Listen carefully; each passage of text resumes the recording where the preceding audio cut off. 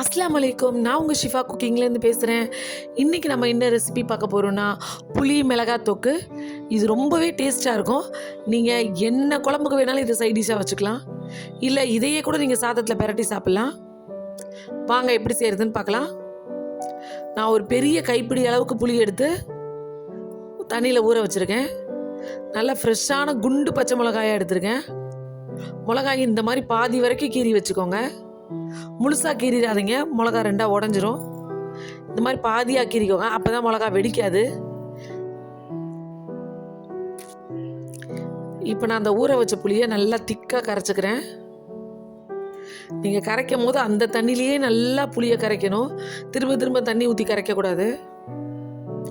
பார்த்தீங்களா, அந்த இருந்த தண்ணியிலே நல்லா திக்காக கரைச்சிட்டேன். இப்போ புளி கரைசல் ரெடியாக இருக்குது. வாங்க தாளிக்க ஆரம்பிக்கலாம். ஒரு கடாயில் ஒரு 2 ஸ்பூன் கடுகு சேர்த்துக்கிறேன். இந்த கடுகு நல்லா பொரிஞ்சு வெடிக்கட்டும். நல்லா வெறும் சட்டியில் வருங்க, நல்லா அது வெடிக்கும். பார்த்தீங்களா, நல்லா வெடிச்சிட்ருக்கு. இந்த டைமில் அதை எடுத்து ஒரு தட்டில் கொட்டி வச்சுருங்க. இப்போ ஒரு 1/2 ஸ்பூன் வெந்தயத்தையும் போட்டு அதையும் நல்லா வெடிக்கிற அளவுக்கு வறுத்துக்கோங்க. வெந்தயத்தை வந்து நல்லா லோ ஃப்ளேமில் வருங்க, அப்போ தான் அது வெடிக்கும். நீங்கள் கொஞ்சம் ஹை ஃப்ளேமில் வச்சு வறுத்தீங்கன்னா அது அப்படியே கருகிரும். பார்த்தீங்களா, வெந்தயம் வெடிக்குது. இந்த ஸ்டேஜில் அதையும் எடுத்து அந்த கடுகோடு கொட்டி வச்சுருங்க. இப்போ அது ரெண்டும் நல்லா ஆறட்டும். இப்போ தாளிப்புக்கு வந்து நான் நல்லெண்ணெய் தான் எடுத்திருக்கேன். ஏன்னா இது கொஞ்சம் காரமான மிளகான்றனால நம்ம நல்லெண்ணெய் சேர்க்கும் போது ரொம்ப காரம் தெரியாது. எண்ணெய் நல்லா காஞ்சவொடனே 1 ஸ்பூன் கடுகு சேர்த்துக்கிறேன். கடுகு பொரிஞ்சவொடனே ஒரு 1/2 ஸ்பூன் ஜீரகம், அதுவும் பொரிஞ்சிருச்சு. இப்போ ஒரு 2 கொத்து கருவேப்பிலை சேர்த்துறேன். இப்போ கொஞ்சம் பெருங்காயம் சேர்த்துக்கிறேன். எல்லாமே எண்ணெயில் நல்லா பொரிஞ்சதுக்கப்புறம் நம்ம கீரி வச்சிருக்க பச்சை மிளகாய் இது கூட சேர்த்துடலாம்.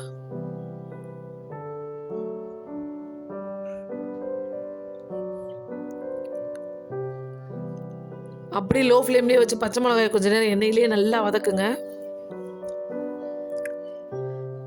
ஒரு 1/4 பங்கு பச்சை மிளகாய் வந்து எண்ணெயிலே வெந்துடணும், அப்போ தான் நல்லா டேஸ்ட்டாக இருக்கும். அதுலேயே ஒரு 1/4 ஸ்பூன் மஞ்சள் சேர்த்து நல்லா வதக்கிக்கோங்க. பச்சை மிளகாய் வந்து நம்ம கொஞ்சம் கீரி சேர்த்துருக்கறனால வெடிக்காது. இப்போ ஓரளவுக்கு நல்லா வதங்கினதுக்கப்புறம் நம்ம வச்சுருக்க புளி கரைசலை இது கூட சேர்த்துடுறேன். இப்போ தேவையான அளவு உப்பு சேர்த்துக்கலாம்.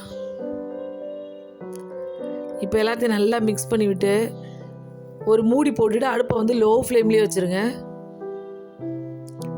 ஏன்னா நல்லா லோ ஃப்ளேம்லேயே வெந்து அந்த பச்சை மிளகா நல்லா மசிஞ்சு வரணும். ரொம்ப ஹை ஃப்ளேமில் இருந்தால் உடனே தண்ணி வற்றிடும், ஆனால் மிளகா வெந்திருக்காது. பார்த்தீங்களா, இப்போ கொஞ்சம் திக்காயிருச்சு. இப்போ நம்ம வறுத்து வச்சோம் இல்லையா கடுகு வெந்தயம், அது ரெண்டையுமே மிக்சியில் போட்டு நல்லா பவுடர் பண்ணியிருக்கேன். அந்த பொடியையும் இது கூட சேர்த்துட்றேன். இப்போ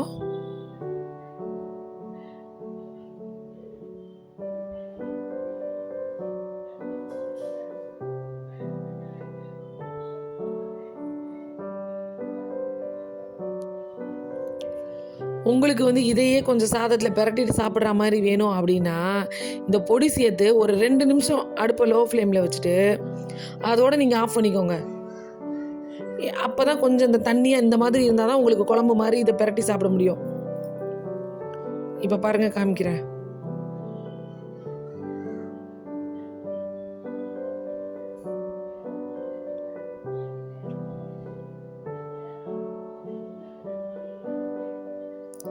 பார்த்தீங்களா, இந்த ஸ்டேஜில் கொஞ்சம் எண்ணெய் பிரிஞ்சு வரும்போது நீங்கள் அடுப்பு ஆஃப் பண்ணிட்டீங்கன்னா இதை வந்து நீங்கள் சாதத்தில் பிரட்டி சாப்பிட கரெக்டாக இருக்கும். பட் எனக்கு இன்னும் கெட்டியாக தொக்கு மாதிரி தான் வேணும். அதனால் நான் அடுப்பை இன்னும் கொஞ்சம் நேரம் அப்படியே லோ ஃப்ளேம்லேயே வச்சு நல்லா குக் பண்ண விடுறேன். பார்த்தீங்களா, இப்போ நல்லா கெட்டியாயிருச்சு. இதுதான் கரெக்டான பக்குவம். இந்த டைமில் அடுப்பை நீங்கள் ஆஃப் பண்ணிடுங்க. ஆஃப் பண்ணிவிட்டு நல்லா ஒரு ஏர் டைட்டான கண்டெய்னரில் போட்டு வைங்க. எல்லா சாப்பாட்டுக்கும் செம்ம டேஸ்ட்டாக இருக்கும் சாப்பிட. நீங்களும் உங்கள் வீட்டில் ட்ரை பண்ணி பார்த்துட்டு எப்படி இருந்துச்சுன்னு எனக்கு கமெண்டில் சொல்லுங்கள். என்னோட இந்த ரெசிபி உங்களுக்கு பிடிச்சிருந்துச்சுன்னா என்னோட சேனலை சப்ஸ்கிரைப் பண்ணுங்கள். அப்போ தான் நான் போடுற புது புது ரெசிபீஸ்லாம் உங்களுக்கு நோட்டிஃபிகேஷனில் வரும். சூப்பர். சப்ஸ்கிரைப் பண்ணுங்க. தேங்க்யூ.